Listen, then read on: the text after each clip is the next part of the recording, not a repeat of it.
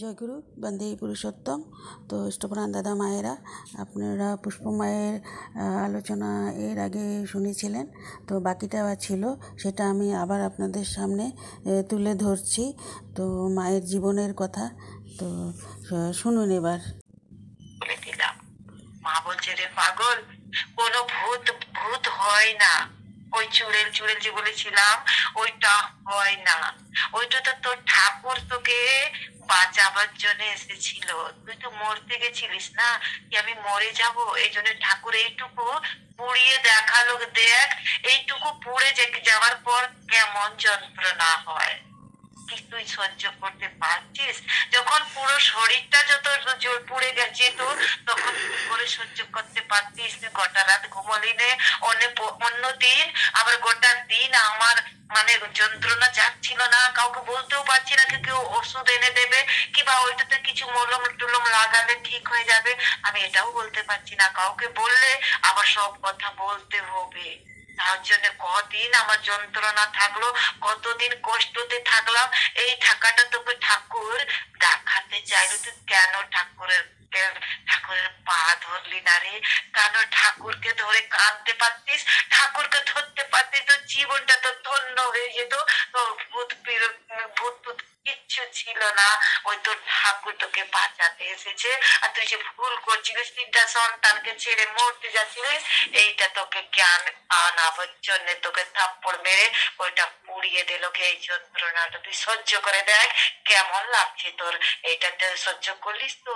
এবার আমার মাও কেঁদে যাচ্ছে, আমার ছোট্ট বোনও এইগুলো দেখে আবার কি বলবো, সবাই মানে শুনে অবাক। আরো এই হলো না। তারপরে আমি শ্বশুর বাড়ি আসার পর আমার বাবার বাড়ি কে ঋত্বিক দাদা কে কি ছিল তখন আমি তো জানতাম না। আর তখন ছিল না, জানকারিও ছিল না কিছু। আসানসোলতে কেন ওখানে আমি থাকতাম না, তখন আমি শ্বশুর বাড়িতেই থাকতাম। তখন শ্বশুর বাড়ি আসার পর কিছুদিন পর আবার মা এলো। মা বললো আমাকে দীক্ষা দিয়া করা। আমি দীক্ষা নেবো তোর গুরুর, আমি দীক্ষা নেব। এই দেখে আমার মা দীক্ষা নিল, আমার ছোট বোন পুনম মা ও দীক্ষা নিল, আমার দেবর দীক্ষা নিল। আমার আস্তে আস্তে করে কথাটা ছড়িয়ে গেল পুরা পাড়াতে, পুরো আমার ফ্যামিলিতে। আমার শ্বশুর বাড়ির ফ্যামিলি, আমার বাপের বাড়ির ফ্যামিলি, আমার জেঠু শ্বশুর যার বাড়িতে বাগানে এই কাণ্ডটা হলো, ওই কাণ্ড বাগানের মালিক জানে, আমার জেঠু শ্বশুরের ফ্যামিলি, ভাসুর যা সবাই দীক্ষিত। আস্তে আস্তে সবাই ঠাকুরের দীক্ষা নিল। এমন করে মানে পাড়াতে প্রত্যেক দিন দুটো চারটো করে আমার দ্বারা আমার ঘরে ঋত্বিক দেবতা আসা যাওয়ার আগমন, মানে কি বলবো, আসা যাওয়ার একটা রাস্তা, একটা সুযোগ আমার পরম দয়াল করে দিলেন। তারপরে কি আছে, তারপরে এই কাহিনীটা জেনে এত সৎসঙ্গে মা দাদা দূর দূরান্ত থেকে আসতে লাগলেন। জানাজানি হয়ে গেল, সৎসঙ্গ যেতে লাগলাম, আশেপাশে সৎসঙ্গ হতে লাগলো, পাড়াতে পড়ে মানে এদিকে ওইদিকে বাড়িতে যেতে লাগলাম। এমনি করে আমার পরম দয়ালের নাম ছড়িয়ে গেল। তাই কি বলবো, পরম দয়াল নিজের কাজ নিজেই করেন। আমরা বলি না নিজের কাজ নিজে। আমি তো সবাইকে বলতাম ঠাকুরের দীক্ষা নাও। ঠাকুর আমার বিষ্ণু ভগবান আছেন, বিষ্ণু ঠাকুর কেমন রাম হয়ে কৃষ্ণ হয়ে এসেছিলেন, তেমনি আমার শিশু ঠাকুর অনুকূলে হয়ে এসেছেন। কিন্তু কারো মাথায় ঢুকতো না এই কাহিনীটা দেখে, এই কাণ্ডটা দেখে। কত যে দীক্ষা নিয়েছে মানুষ, সেটা গুনতে আমি করতে পারবো না। পরম দয়াল এমন নিজের দয়া কার উপরে কখন মানে দেবে, এটা আমি বলতে পারছি না। পরম দয়ালের অসীম কৃপা, অসীম দয়া। অনেক দিন ওই এই আমি মনে ভাবছি 2.5-3 বছর ওই পিঠের দাগটা যায়নি। যেথায় যেতাম সৎসঙ্গতে, মা দেখো একটু দেখাও, মায়েরা বলতো দেখি তো কেমন দাগ। মানে এইটা একটি কাহিনী হয়ে গেছিল কি এই ঠাকুর মানে পিঠে মেরে একে বাঁচিয়েছে। এমন করে পরম দয়া করেন। তাই আমি খুবই ভাগ্যবান। আমি এটাই বলবো, আমি অত ভক্তি করতে পারি না। পরম দয়ালকে কি করে নিয়ে যাব, কি করে ঠাকুরকে খুশি রাখা যায় সেটা আমার বুদ্ধি জ্ঞান নয়। খুব কম বয়সে বিয়ে হয়েছে, তার উপরে না আমার উপরে যে আমার শাশুড়ি মা স্বামী দেবতা মানে কেউ ভক্তি বলে কেউ জানতো না। হ্যাঁ, দেব দেবতা অনেক রেখেছে, একটা ধূপকাঠিও কেউ জ্বালাতো না। আমার বিয়ের পর আমি পুজো পুজো করা খুবই পছন্দ করতাম, কিন্তু কোন জায়গা এই মনের ভাবটা কোনো ঠাকুরকে পুজো করলে কিংবা কোনো মন্দিরে পুজো করলে আমার মনে শান্তি আসতো না। মনে হতো ওই ঠাকুরকে পুজো করলে আবার এই ঠাকুর বাদ গেল, এই ঠাকুরকে পুজো করলে ওই ঠাকুর বাদ গেল, আমার মনে শান্তি পাচ্ছিলাম না। কি সবাইকে কত পুজো করবো, আর সবাইকে এতটা একটা ঘটে নিয়ে একটা মন্দিরে অনেকই ভগবান, তার পুজো করে যে শান্তি পাওয়া যায় সেটা আমি পেতাম না। পুজো টুজো করতাম কিন্তু পেতাম না। কিন্তু যখন আমি পরম দয়ালকে ধরতে পারলাম, পরম দয়ালকে দীক্ষা নিলাম, পরম দয়ালকে হয়ে হবার চেষ্টা করলাম, তারপরে আর কি বলার, এত শান্তি, এত খুশি, এত মনে মানে ই লাগতো, মনে হতো এবার পুজো হচ্ছে, এবার ভক্তি হচ্ছে। এবার প্রথমে বললো ঠাকুরকে জিজ্ঞাসা করলো যে ধর্ম করলে কি হয়। ঠাকুর বললেন কমন সেন্স গ্লো করে, সাধারণ জ্ঞান বাড়ে। আমাদের সাধারণ জ্ঞান, এখনই রোডে গেলে দেখা যায় যে দীক্ষিত নেই কেমন বাইক চালাচ্ছে, মানুষকে মেরে টেরে ফেলে চলে যায়, কিন্তু যে দীক্ষিত বাড়ি তার বাড়িতে গিয়ে দেখুন, কিংবা তার ছেলে সন্তানকে দেখুন গাড়ি চালাচ্ছে কেমন, তো কমন সেন্স বাড়ছে। এক জায়গায় ডিব্বি বার করে বেরোচ্ছিলাম, বৃষ্টি হতে লাগলো, বৃষ্টি হওয়াতে একটা দোকানে আমরা দাঁড়িয়ে গেলাম। তো ওই সাদা ড্রেস দাদা আর মায়েরা, আমরা লাল শাড়ি পরে, এক দোকানদার দাদা বলছে মনে হচ্ছে আপনারা সৎসঙ্গী, কোথাও থেকে সৎসঙ্গ করে ফিরছেন। আমরা বললাম হ্যাঁ, সৎসঙ্গ করিনি কিন্তু সৎসঙ্গের মতনই কাজ, ডিপি বার করছি। হ্যাঁ আমি জানি ঠাকুর অনুকূল চন্দ্রের সৎসঙ্গতে এই ড্রেস চলে।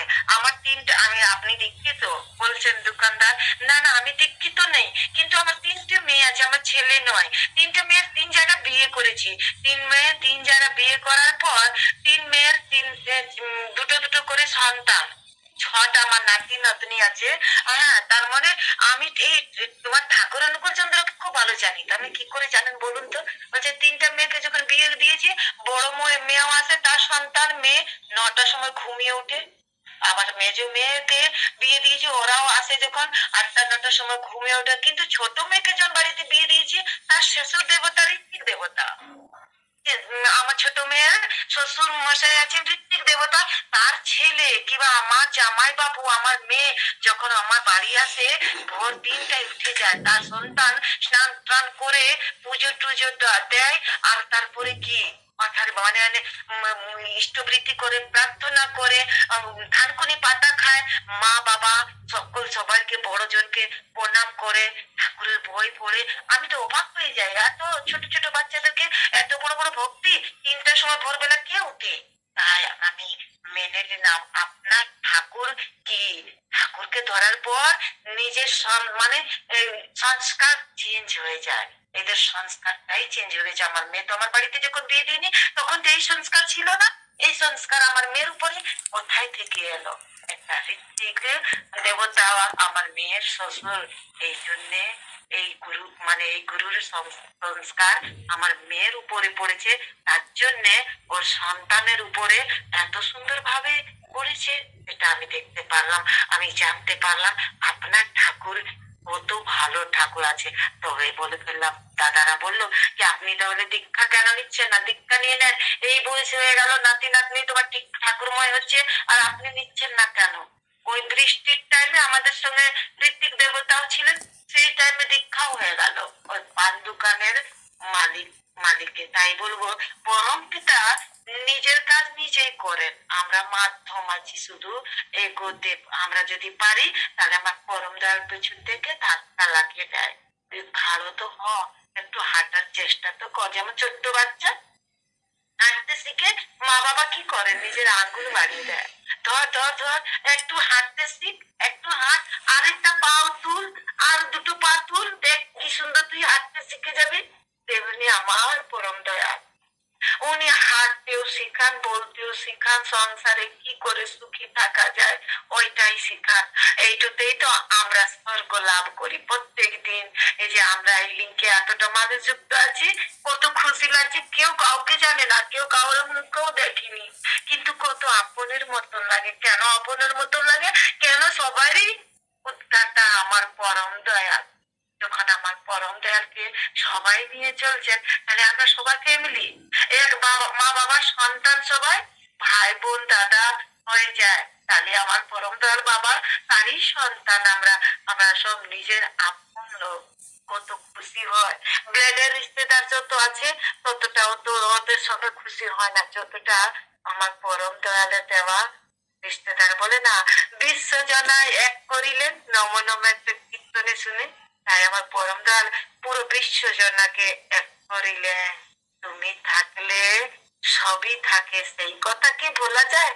আর অন্য কীর্তনে এক লাইন এটাও আছে, ঠাকুর তুমি থাকলে সবই থাকে, সেই কথা কি ভোলা যায়? পরম দয়াল ছিলেন, এই জন্য পরম দয়াল আমাকে বাঁচালেন। আর যখন পরম দয়াল ছিলেন, তখন আমার বাপের বাড়ির ফ্যামিলি, শ্বশুর বাড়ির ফ্যামিলি, আশেপাশে পাড়া পড়োশি সকল পরম দয়ালের প্রেমী হয়ে গেছে। তাহলে আর কি বলবো? আমার মনে হচ্ছে আমার সময় হয়ে গেছে দাদা। আমি টাইম তখন দেখতে পারলাম না কত টাইম হচ্ছে। আমার মনে হচ্ছে সময় হয়ে গেছে।